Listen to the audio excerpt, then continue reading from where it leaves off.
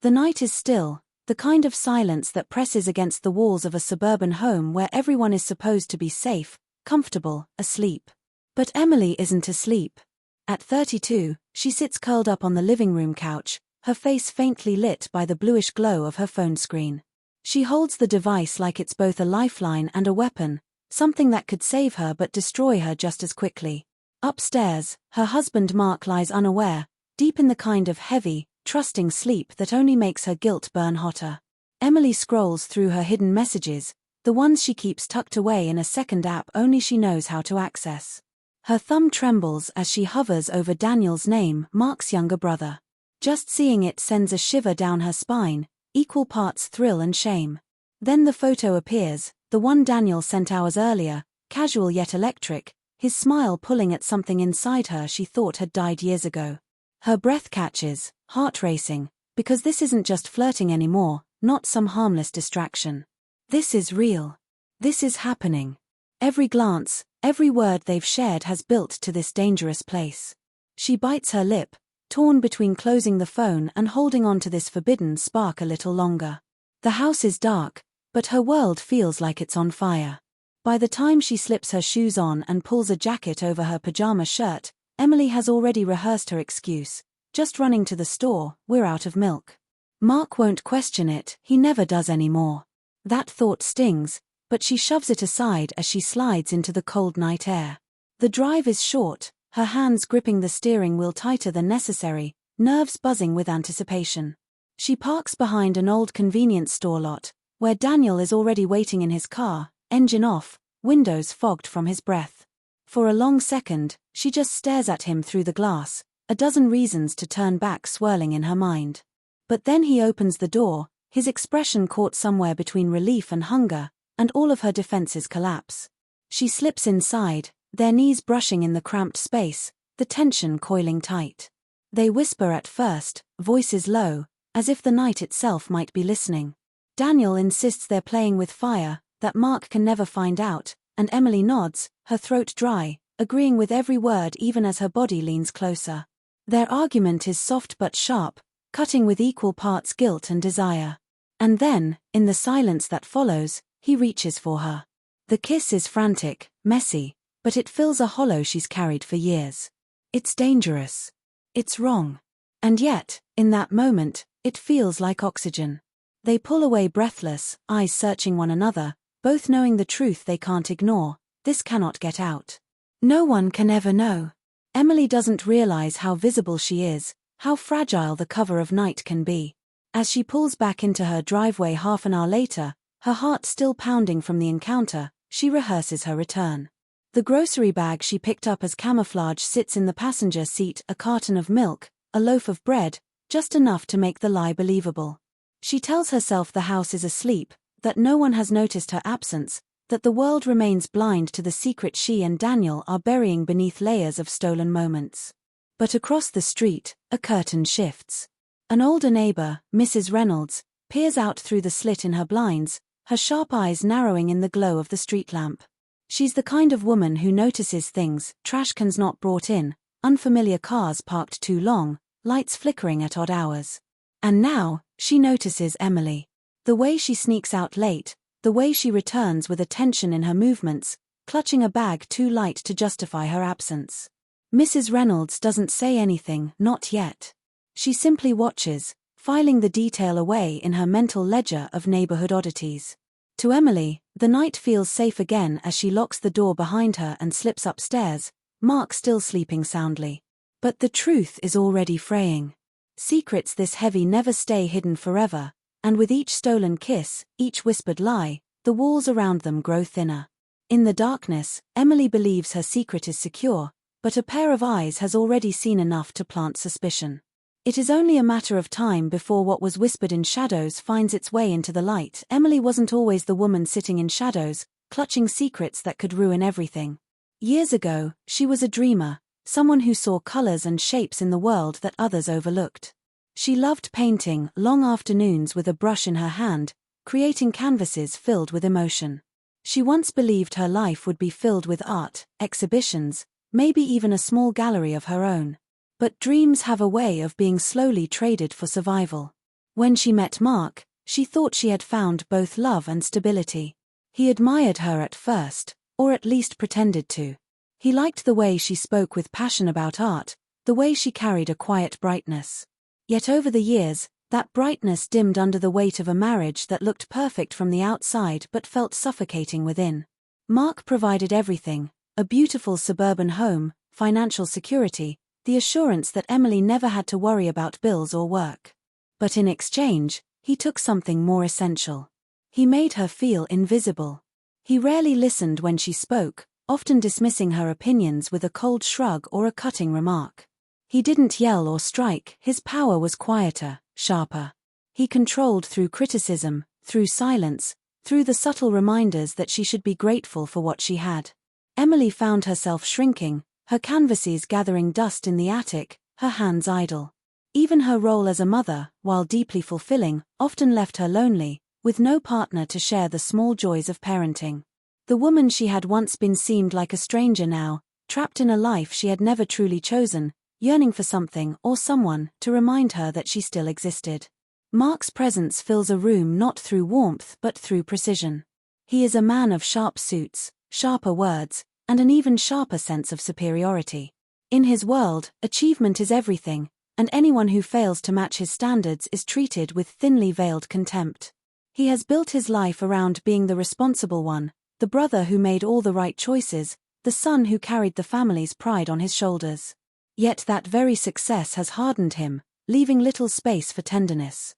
For Emily, his coldness is a daily reality: the way he points out her flaws in casual conversation, the way he scoffs at her silly little hobbies, the way his touch has grown mechanical, obligatory. Where Mark is controlled and rigid, Daniel is the opposite: messy, rebellious, and alive in ways Mark never allowed himself to be. Daniel has always been the black sheep, the one who never measured up, who chased music, travel, and art instead of law and corporate titles. The family compares him to Mark constantly, casting him as the reckless younger brother who can't hold a job or make a responsible decision. Yet it is precisely this difference that drew Emily in. Daniel sees her. He listens. He doesn't demand she shrink herself to fit a mold. Instead, he encourages the parts of her that Mark quietly crushed. At family gatherings, their connection grew not through stolen touches but through stolen glances, through conversations about books, art, and music that Mark dismissed as nonsense. Slowly, what began as a friendship built on shared loneliness evolved into something more dangerous. Daniel represents the freedom Emily lost, a reminder of who she once was, and the possibility of who she could be again. Why Secret Kiss carries consequences heavy enough to shatter multiple lives. She is a mother first, and the thought of her son's world collapsing terrifies her more than anything. If Mark were to discover the truth, the marriage would not simply end in heartbreak, it would likely end in war. Mark, with his wealth, his connections, his commanding presence in courtrooms, would wield every resource to strip her of custody, to paint her as unstable, unfaithful, unworthy of being a mother. Her reputation, her friendships, her standing in the community, all of it could vanish under the label of adulteress. And Daniel, for all his bravado, has just as much to lose. His already strained relationship with his brother would be destroyed beyond repair, and his fragile standing within the family would collapse. To cross this line with Emily means not only betraying Mark but likely being cut off from the only family he has. He risks becoming a permanent exile, the black sheep turned pariah. And yet, for both of them, the pull is undeniable. What they share is more than lust. It is the first time in years either of them has felt truly seen, truly alive. That intoxicating sense of belonging makes the risk feel worth it, even as the danger grows clearer with every meeting. They are playing a game without rules, balancing on a blade that could cut them both down. Emily tells herself she can control it, that no one has to know, but in the quiet corners of her heart, she already senses the truth. Secrets this explosive never stay buried. Every choice she makes brings her closer to a reckoning she cannot escape. The first message arrives on a Wednesday morning, ordinary in every other respect. Emily is in the kitchen, packing her son's lunch, the rhythm of routine numbing her as Mark skims the headlines at the breakfast table. Her phone buzzes on the counter, and without thinking, she checks it. A number she doesn't recognize. Just a single line: "I know what you're doing. Stop, or I'll tell." For a heartbeat, she doesn't understand, her mind resisting the words. Then her chest tightens, the world narrowing as the meaning slams into her. Someone knows. The secret she's been carrying, the fragile world she and Daniel built in whispers and shadows, is no longer safe. She fumbles, nearly dropping the phone, quickly locking the screen before Mark can glance up. He doesn't notice, he never notices her anymore, but the message burns like acid in her palm. She tries to breathe, but every inhale feels jagged. Who could it be? Mrs. Reynolds, the neighbor who seems to watch everything? A friend from their social circle who spotted something they shouldn't? Or worse, Mark himself, testing her, laying a trap. She forces a smile when her son asks about dessert, but her hands tremble as she zips his lunchbox. The day ahead feels impossible, her mind caught in a loop of dread. If someone knows, how long before everyone does? The days that follow are suffocating. Emily checks her phone constantly, half hoping the anonymous sender will message again, half terrified that they will. Every interaction feels charged with suspicion. At the grocery store, Mrs. Reynolds lingers a little too long in the produce aisle, her eyes darting toward Emily's cart. At pickup, another mother gives her a tight smile, and Emily wonders if it's loaded with meaning. Even at home, she cannot shake the paranoia. Mark's silences suddenly feel sharper, as if he's withholding knowledge, biding his time. When he looks up from his laptop and asks, "Where were you yesterday afternoon?" Emily nearly drops her glass, only to realize he's asking about something trivial, the dry cleaning. Still, her pulse hammers, and she fumbles through an answer, certain he can see through her. The anxiety peaks at Mark's birthday dinner, a family event she cannot avoid. Daniel is there, seated across the table, his presence both a balm and a threat. They barely speak, careful to avoid suspicion, but the danger lies in the details, the way her eyes linger on him a second too long, the faint curve of his lips when their hands brush as dishes are passed. And then, the slip. A look held just a heartbeat longer than it should have been, subtle to most, but not to everyone. Mark's mother, sharp-eyed and traditional, notices. Her gaze lingers on Emily with a frown that sends ice down her spine. She doesn't say anything, but the suspicion in her stare is unmistakable. For the rest of the evening, Emily feels caged, every laugh forced, every movement watched. The message wasn't a bluff. Someone is circling closer. That night, after the dinner, Daniel texts her, "We need to end this. It's too dangerous." Emily stares at the words, her throat closing. She knows he's right, the threat, the suspicion, the near miss at the table, it all points to disaster. But knowing and feeling are not the same. When they meet the next day, the tension is thick, both of them on edge. Daniel runs a hand through his hair, his expression stormy. "If this comes out, it won't just destroy your marriage," he says. "It'll destroy your life. My family will cut me off completely. I'll lose everything." Emily listens, her hands clasped so tightly they ache. She should agree. She should walk away before the inevitable explosion. But when she looks at him, she feels something she hasn't in years, a pulse of life, a reminder that she is more than a wife, more than a mother, more than invisible. "I can't," she whispers, voice breaking. "When I'm with you, I feel alive. Like myself again. I don't want to lose that." Daniel's jaw tightens, torn between reason and the pull he feels toward her. For a moment, silence stretches, the weight of their choice heavy in the air. Finally, he exhales, almost defeated, and takes her hand. "Then we keep going. But we have to be careful. More careful than ever. It is a dangerous pact, one sealed not with logic but with longing." Emily leaves knowing the risk has doubled, that every step forward brings them closer to ruin. But instead of fear, there is fire in her chest. She has chosen desire over safety, passion over caution. The path ahead is a cliff edge, and still, she steps forward. It happens on an ordinary afternoon, the kind where Emily believes she can finally breathe. She's sitting at the kitchen counter, her son coloring at the table, when her phone buzzes with a message from Daniel, "I miss you. Just say the word, and I'll come." The words light her up inside, but before she can lock the screen, small footsteps patter over. "Mommy, can I see?" her son asks, reaching for the glowing phone in her hand. Panic jolts through her. She fumbles, almost dropping it, shoving the device into her pocket too quickly, her laugh too sharp. "It's just boring grown-up stuff," she says, her voice pitched higher than normal. Her son frowns but shrugs, returning to his crayons.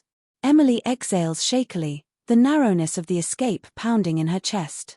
Later that evening, the tension only deepens when Mark, uncharacteristically, begins asking questions. "Where were you this afternoon? You weren't home when I called." His tone is cool, his eyes sharp, the kind that scans for cracks in the facade. He doesn't accuse, not yet, but the suspicion is there. Over the next days, his questions multiply, disguised as casual inquiries. "What time will you be back? Who did you have lunch with?" Emily senses the net tightening, the way Mark's attention, once indifferent, now sharpens like a blade. At the same time, Daniel is retreating. Their stolen moments are shorter, his texts fewer, his voice tinged with caution. "We can't keep doing this, Emily," he tells her during a hurried meeting in his car. "It's becoming too dangerous." His words are knives, not just because of the risk, but because she can hear the distance in them. The walls are closing in from all sides, and for the first time, Emily wonders if the secret she clings to is already slipping through her fingers. The irony of it all is that Emily has never felt lonelier than now, even though she is surrounded by people, her husband, her son, the community that smiles at her in passing. Every day feels like a performance, her smiles brittle, her routines mechanical. Mark's watchful eye makes every step heavy, every absence suspicious. The one person who once made her feel seen, Daniel, is slipping away, pulling back as though the weight of her love is more dangerous than the affair itself. Emily finds herself caught between two worlds, the life she has, cold but stable, and the life she secretly longs for, fragile and fleeting. Her heart aches in the spaces between texts that no longer come, in the nights when she lies awake staring at the ceiling, imagining a life where she could love freely, breathe freely, create again. But instead, she is trapped. Trapped in a house that feels like a cage, in a marriage that consumes her identity, in a web of lies so tangled she cannot see a way out. Even her art, once her sanctuary, now feels poisoned. Every brushstroke reminds her of the dual life she leads, the dishonesty in every color she paints. The walls echo with silence, Mark's disapproval hanging in the air, her son's innocent laughter a cruel reminder of the family she risks destroying. She longs to reach out, to confess, to scream, but there is no one to hear her, not without consequences that would unravel everything. In the quiet of her isolation, Emily realizes she is no longer simply hiding an affair, she is losing herself, piece by piece, and the emptiness terrifies her more than exposure ever could. The breaking point comes not with an argument, but with a quiet announcement that shakes her to her core. One evening, after dinner, Mark clears his throat, his voice deliberate, calculated. "I've been thinking," he begins, glancing at their son playing on the rug. "It's time we gave him a sibling. Another child would be good for the family." His words are presented as fact, not suggestion, his tone one that brooks no debate. Emily freezes, her fork clattering against her plate. The thought of bringing another life into this loveless cage makes her chest constrict, her throat burn. She forces a smile, but inside, she is unraveling. A second child would tether her even more tightly to this marriage, seal her into a future where her voice and desires are smothered completely.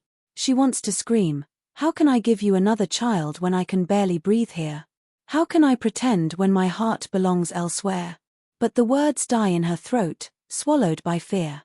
Mark continues, oblivious to her turmoil or perhaps perfectly aware, enjoying the control his suggestion exerts. He speaks of nurseries, schools, the future he envisions, while Emily spirals inward.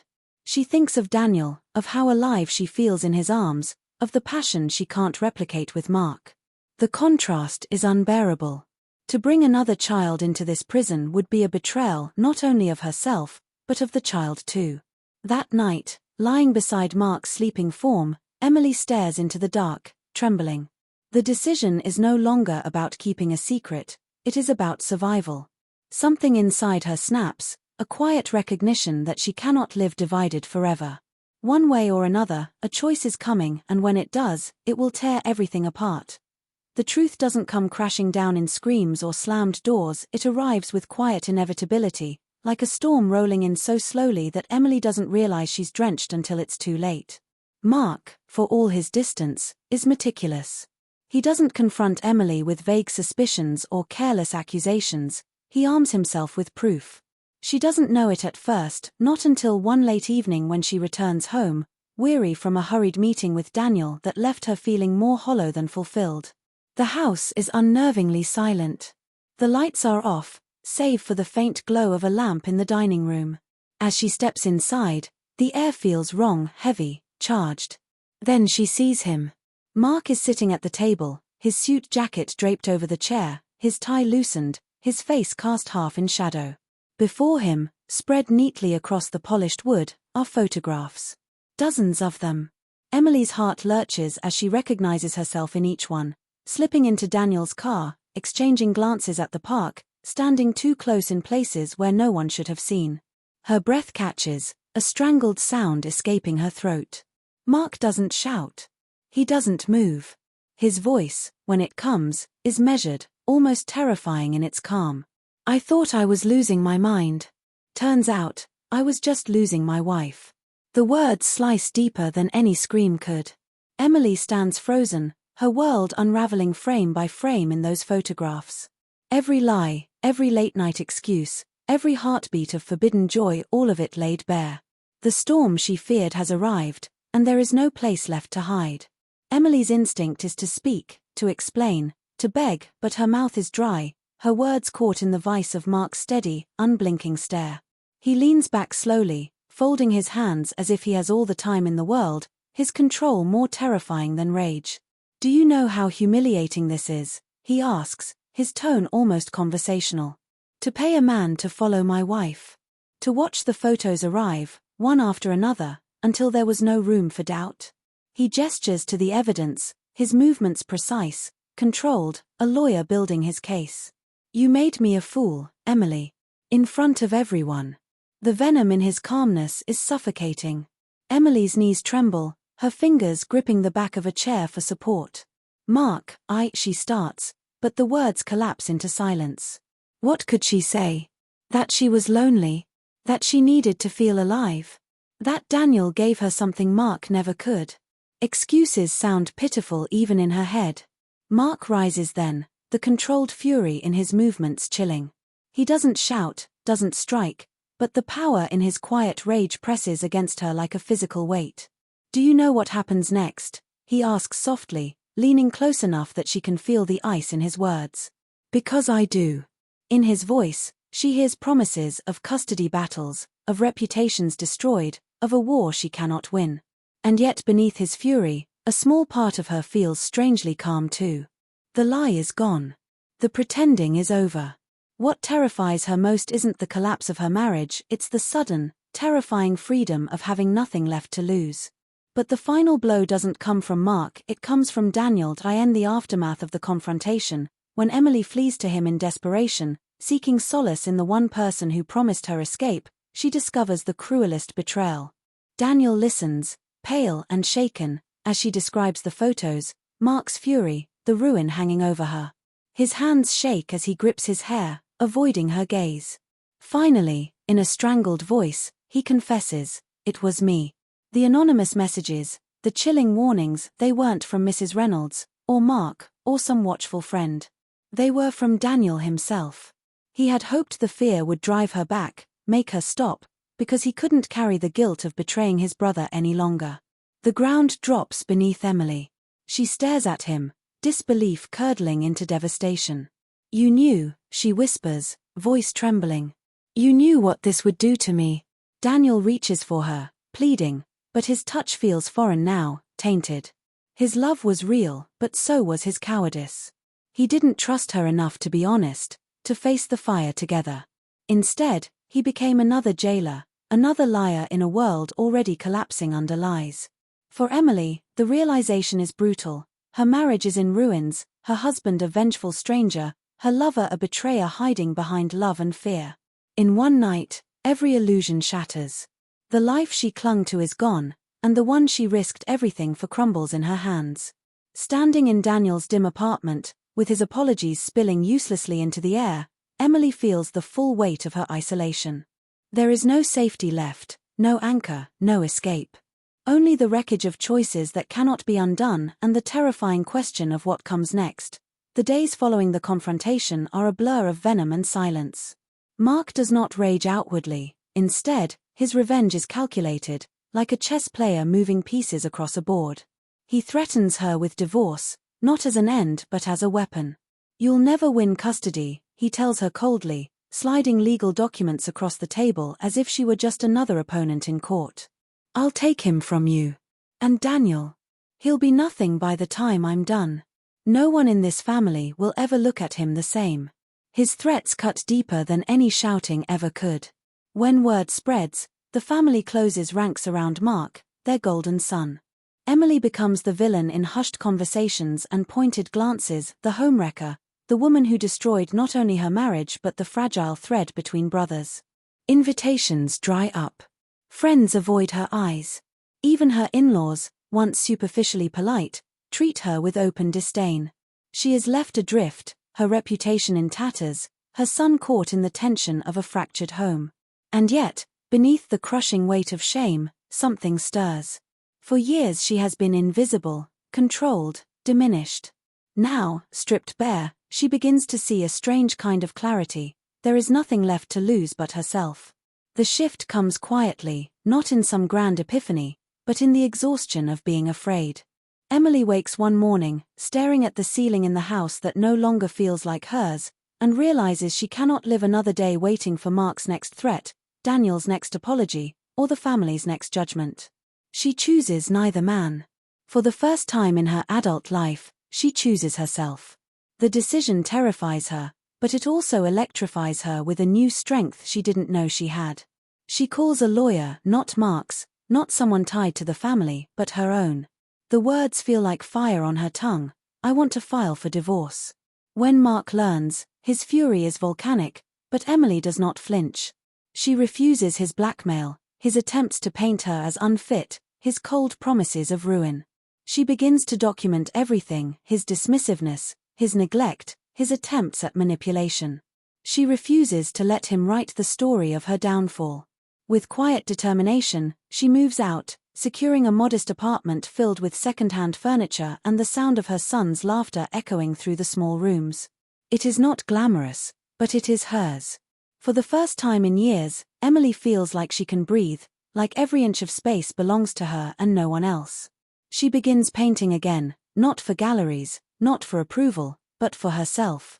The canvases fill with raw, unfiltered emotion, proof that she has survived, and that she is still whole. Meanwhile, Daniel unravels. What once felt like rebellion now tastes like ash. With Mark's wrath raining down on him and the family's trust forever shattered, he drifts aimlessly, guilt gnawing at him from the inside out.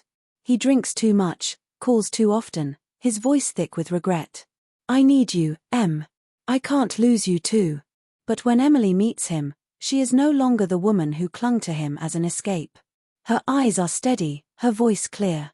"You were my escape, Daniel. Not my future."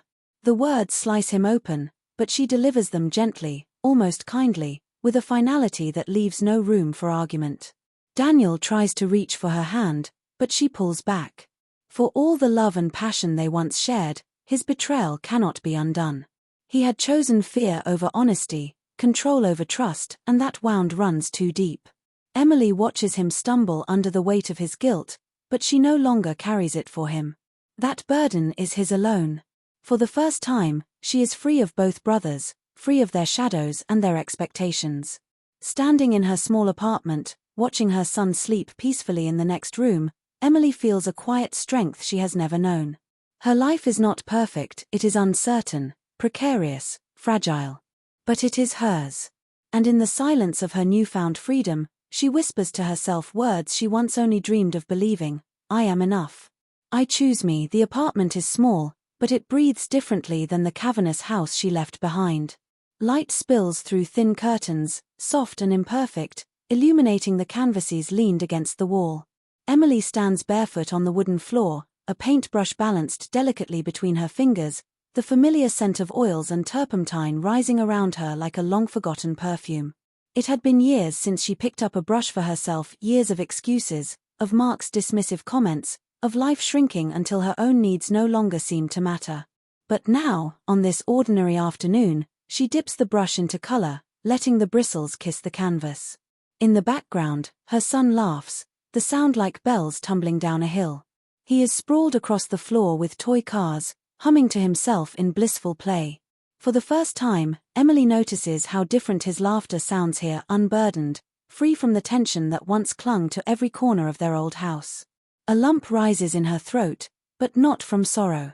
It is gratitude, fragile and fierce, for the simple miracle of peace. With each stroke of paint, Emily feels herself return, not the woman who was Mark's wife, not the woman who hid behind stolen glances with Daniel, but the woman who once dreamed in color. Her hands are steady, her heart calm. This moment is hers, and no one can take it away. On the easel, a figure begins to emerge, tentative lines becoming shape, shape becoming form. Emily paints slowly, deliberately, as if she is coaxing truth out of the canvas. She paints a woman, her back straight, her face serene. Behind her, two figures stand in shadow, their features blurred and indistinct, yet their presence undeniable. One rigid and cold, the other wild and uncertain, both looming, both pulling. And yet, the woman does not turn to either. Her body faces forward, her feet step into a horizon bathed in light. Each stroke feels like exorcism, each color like a confession. The shadows behind her are not painted with anger but with a muted sadness, acknowledgement of what once was, what can never be again. The light, however, is vibrant, golden and warm, spilling outward as though it has been waiting for her all along. Emily pauses often, brush hovering, heart swelling with the quiet realization of what she is creating. A portrait not of her past, not even of her pain, but of her choice. A choice to walk away, to step forward, to exist in the fullness of herself. She sets down the brush, wiping her paint-streaked fingers on a rag, and studies the canvas. For the first time in years, the reflection staring back at her is not broken or compromised. It is whole. It is free. Later that evening, after her son has fallen asleep, Emily opens her journal. The notebook is worn, filled with half-written entries, fragments of thoughts scribbled during the chaos of the past months. Tonight, her hand is steady as she writes. Love in the dark can't survive the daylight. I know that now. What felt like salvation was only escape, and escape is not the same as freedom. I wanted to be seen, to be held, to matter. But I've learned something better. I've learned that I must see myself first. I must hold myself first. I must matter to myself first.